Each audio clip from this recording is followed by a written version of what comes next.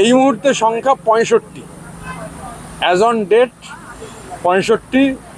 এবার এগুলো যেহেতু ফিজিক্যালি জমা দেওয়ার বিষয় রয়েছে, জমা হয়ে গিয়েছে 62, মানে ফিজিক্যালি জমা হয়ে গিয়েছে। আরও 3 জন, কেন এগুলো যারা প্রথম দিন করেননি তাদের হচ্ছে ইন্ডিভিজুয়ালি এসে দিতে হবে।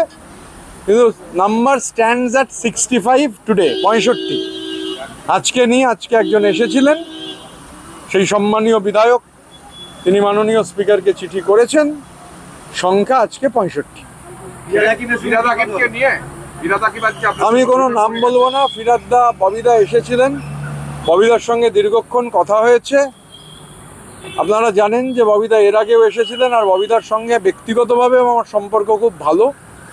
আমরা ওখানে একটা আড্ডা হচ্ছিল, অনেক অনেক অনেক সিনিয়র মন্ত্রীরা, এক্স মন্ত্রীরা তারা ছিলেন, সিনিয়র এমএলএরা ছিলেন।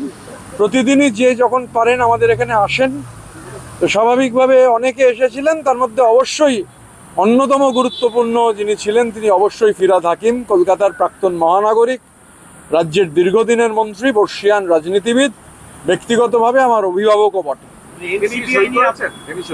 আমি কে সই করেছে না করেছে আমি আবারও বলেছি, চিঠি যে জমা হয়েছে, সংবাদ মাধ্যম বহু চেষ্টা করেছে, চিঠি যেহেতু আমরা জমা দিয়েছি, আর আমাদের 99% এমএলএ সেদিনও উপস্থিত ছিলেন, এখনও যারা জমা দিচ্ছেন ফিজিক্যালি জমা দিচ্ছেন।